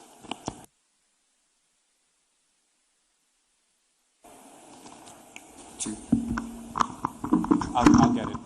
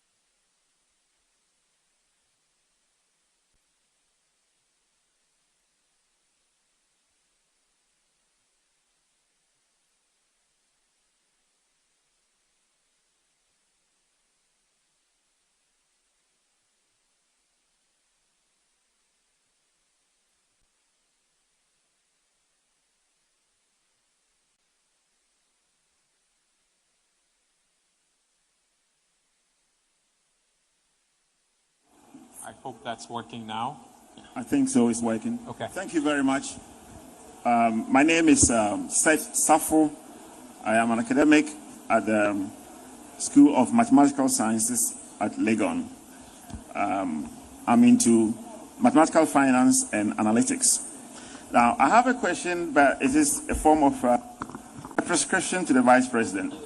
Now, data is about people, and data has value in socioeconomic impacts of policies we make. Now, just imagine you had a tool which allowed you to see the impact of your policies before you put them in place. Okay? Now, I'm actually prescribing here that, will you mind a proposal to support a center of excellence for data science and analytics in an institution like the University of Ghana, specifically at the Maths Department, where yes, where you will be sharing in knowledge creation and sort of disseminating sort of government policies through the education of the youth, and also getting the requisite skills as we move forward. We are now going to be creating data, but we need the expertise to actually derive and leverage what the data will be bringing us. And I want you to consider this. Thank you. Thank you. Thank you very, very much. I think that you have hit really the nail on the head. We are putting together all this data, but we cannot allow the data to just sit there. Data without being able to analyze the data doesn't really produce any information. But we want informative data. And this is why I was telling you that having put together all this data, our next step now going forward is to see how we can apply data analytics, artificial intelligence, machine learning, and so on, to be able to have some information coming out of the data. And Seth is proposing that we look at his department and collaborate to set up a center of excellence, and they may be able to help us build a very analytical framework to be able to tell us what the impact of certain policies would be. Now, I'm very, very excited about that, Seth, and I think that when we leave here, make an appointment to see me and we can have a discussion. Yeah. Hello. Next question on the right. I think it's a great honor to listen to all the pantheon of elements that have been put in place to make sure that our economy is being digitalized. I only have a question. According to the Global Broadband and Innovations Program, less than 5% of rural inhabitants in our country have access to internet.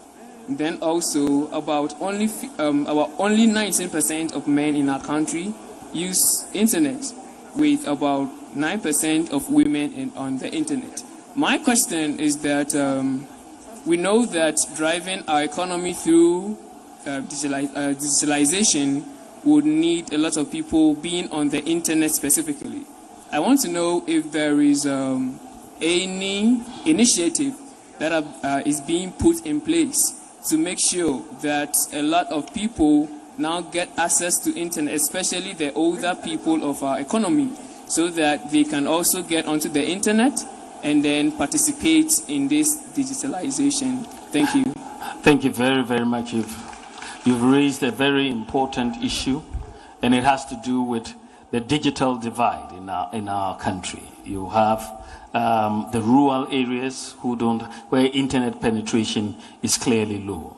As I mentioned during my remarks, that overall internet penetration has increased from around 26% to 50%, but we still have a lot more to do in the rural areas. So we have a specific project that the Ministry for Communications and Digitalization is implementing that is focused on internet penetration in the rural areas. And therefore we are hoping to bridge the gap in that context.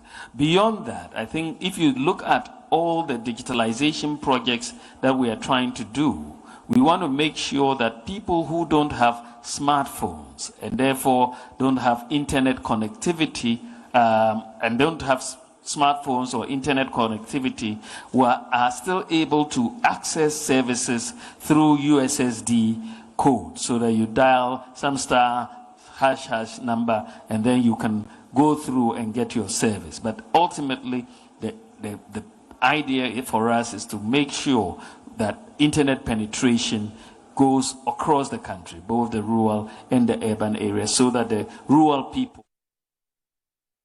Together with Cookie T from Media General TV3. And of course, Abdulhai Mumin from GBC. I am MFA Pau, Joy News, Joy FM.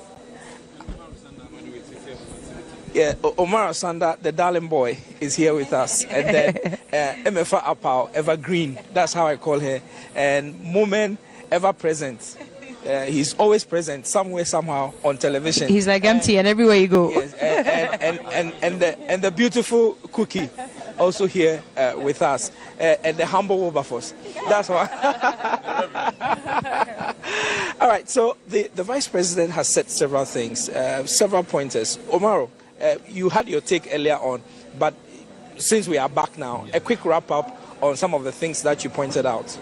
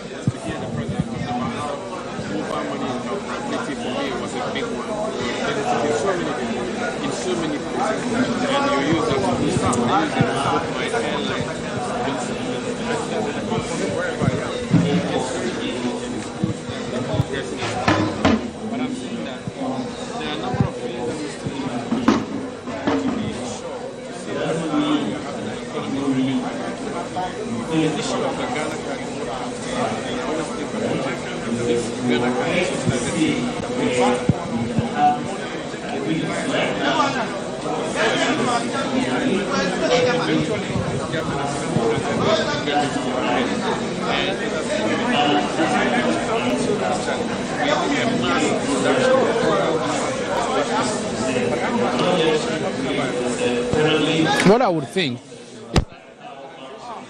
National Identification Authority should have district assembly offices. We have 265 districts in the country. Each district assembly office should have a small office like we have for the other agencies, where I can walk in and do the Ghana card registration if I fail to take part in the mass registration. But that's not happening, that's absent. Again, those who have been registered, not everybody have their card. I have my card, but I know so many people who don't have their cards. And when I spoke to the NIA, we were told that their cards are there, but they are now applying for offices in the district assembly so that they can go in, and they said they are going to use the GRA as a delivery point for the cards. And I thought that these were things that we should have planned before we started the work. Be that as it may, these cards must go in quickly. We're told children are going to have their Ghana card number at birth. It's exciting, but if I look at the challenges with the Ghana card for adults, I start wondering whether the children are really going to get it as the government is promising. So these are the things that I would raise initially, and that's what a cynic will do. And every now and then, the cynic in me will jump out, and that's what I'm looking at.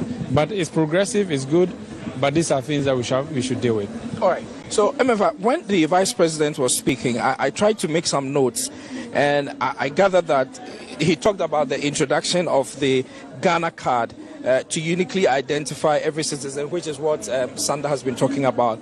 He talked about the introduction of the digital address system, and these are like 5 pillars that he identified. So the Ghana card, the addressing system, the introduction of the interoperability mobile money payment system, the digital payment platform, which is the Ghana.gov platform, and also the introduction of the QR code. These are like 5 pillars that he tends to talk about. Your thoughts on these 5 pillars and some of the things that he said about them? And then he puts it also under some broad thematic areas also, which included efficient public service delivery, yes, and curbing corruption as well. And then the property systems that you talk about. Goes on to give data, because like Umaru said earlier, there will be a lot of fact-checking going on starting tomorrow, because listening carefully, there are issues and there are some questions that are raised, even though tremendous, results have been seen since we started this. For instance, in 2017, he talks about the fact that we've been able to register with a TIN from 4% to 85% when we started this digitization drive. That's interesting, but we need to check if indeed that's what it is. And then the issue about the revenue mobilization, I was hoping to hear more in terms of how much exactly we have been able to make since the introduction of this particular system, because we know about the ports, the paperless ports, amongst others, the Ghana.gov. He mentioned that people are now receiving their passports in their homes, and I'm yet to see that. I'm yet to hear anybody say that they've received their passport, they've gone through the process, the biometrics and everything, and it's been delivered to them. So what it is that the process is such that you can opt for delivery.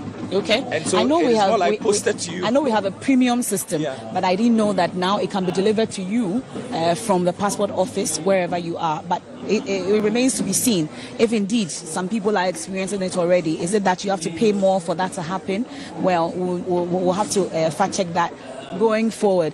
But really, the issue about our children now going to get their Ghana card numbers once they are born, and I'm told that laptops and resources have been deployed already to the Ghana Health Service for that to happen. That's laudable, but we have to check also whether indeed that's what is happening. So some of these things that I've heard him say, I think it's in order. And then also the road getting to Ashesi University, procurement.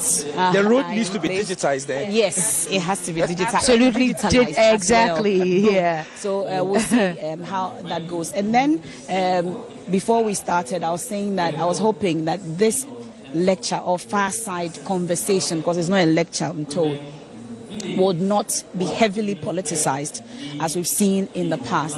But I can say, I don't know about others who have watched, but I think that it wasn't heavily politicized. I think I didn't hear the mention of NDC anywhere. I think I didn't see any party politicking in this regard. At least we are looking at the national agenda. We're hoping we could get to a point where we can talk about national development, the economy, without politicizing anything. At least giving praise where it is due, and then criticizing where it is due, so that we can move forward as a nation, knowing that our future generations are here watching and trying to emulate from our leaders. So far, I think that we'll leave it here for now in terms of my observations. Tomorrow, we'll continue the discussions wherever. I was going to ask you, maybe I should, Yeah. and that is that, do you think that, when we were going ahead to do election 2020, there was this accord that was signed wanting to have peace and all that kind of thing? I'm thinking that, and maybe all of us can have a take on that. Do you think that we should get to the point where this issue about digitization or digitalization as a country, we decide that we are snatching it away from this politicians and even this current government, because we need to and take making a it place a in the national world. issue, Yeah. so that we say that even at the time of elections, we get our politicians to commit to the fact that whoever wins the election, wherever we are with the digitization process, when you come to office, you will continue from there. But we should get to a point where we don't need to bind our politicians to do what is right for us as a nation, because they know that this ought to be the case. Why would I start a project? You come, you leave it. When you know that this is what will give us a place in the world. Without digitization, we are just here and we are working like we are on an island. We won't get anywhere. So in the beginning, I'm sure we're all listening when I asked Honorable Opon Nkrumah if there is an agenda or something documented. So just like you're saying, to be able to make sure that there's a progression of all these interventions, whether there's a change in government or not. And you have the answer that he gave, that, well, it's a democratic society that we are in. So if Party A comes, they can determine if they want to continue or not. And I had a little problem with that one, because there must be a Ghana agenda.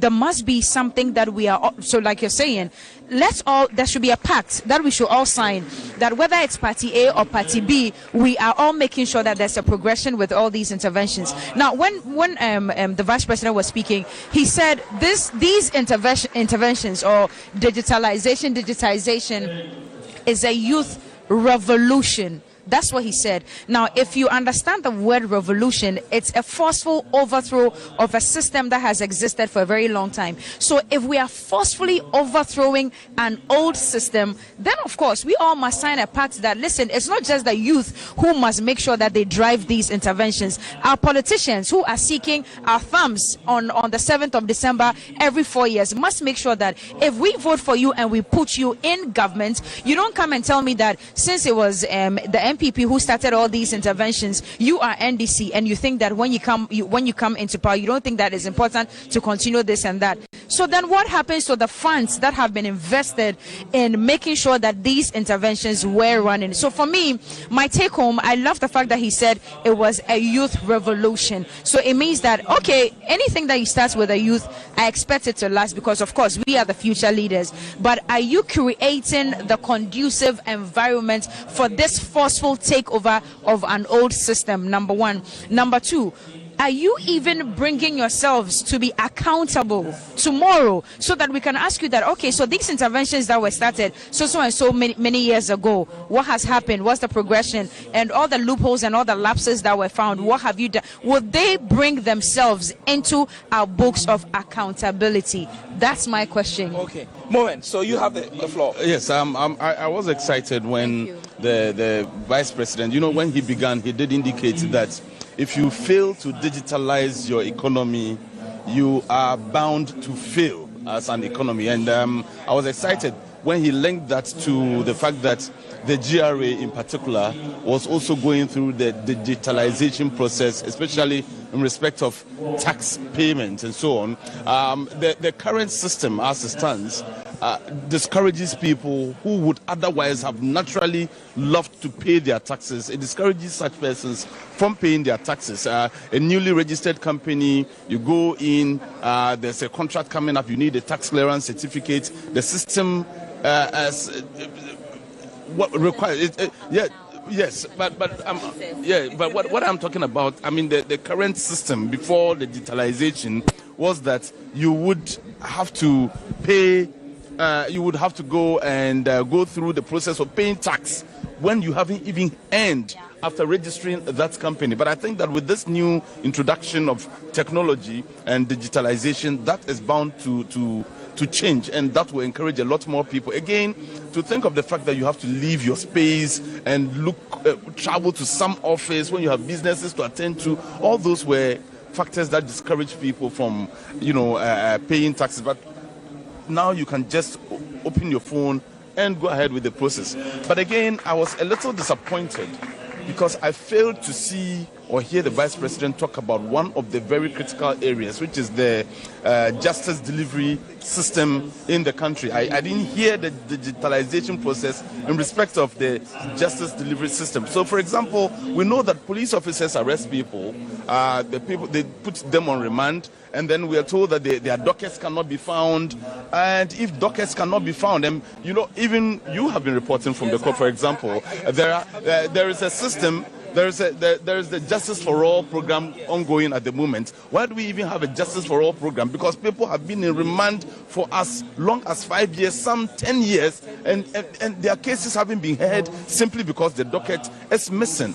What are we doing about that? Are we, each of us here, even the Vice President himself, God forbid, could find himself in a situation where he would be in a prison cell, should the dockets get missing, what then happens? I didn't hear much about. Hopefully not get missing.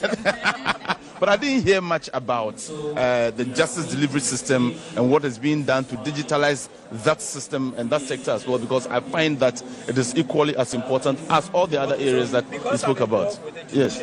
I think it would be amiss for me not to make an intervention, and that's because I know a little bit of what's happening in the judicial system. So there is an e-justice system which has been launched by government and also by the judicial service. It's heavily supported by some funding agencies. My analysis e-cabinet system is based on the conversation, the presentation that has been made here, and so I'm looking at what the Vice President may consider as priority. And since the justice delivery system was not mentioned, I'm asking myself, does it not form part of his priority areas? To the fact that the justice system was left out, because there is a digitization effort ongoing there. Even the Bar Association itself has linked itself to that system, and so I know that the Bar Association has 2 websites, one for lawyers to log in to be able to access their cases, file their witness statements, and all those kind of things for the purposes of justice adjudication. So there's some kind of process, but probably it was an oversight for the presentation. All right. Well, and it's a very important observation that you made. Let me quickly add that I'm, however, very excited that and Omaru and the MFA have said that fact checkers will be working tomorrow. If indeed the fact checking does prove the figures given by the Vice President right, then I will be super excited at the fact that more than half of this country's population have now been registered on the Ghana card. For me, that is good news, but it remains to be seen if the figures are correct. But the Ghana card issue...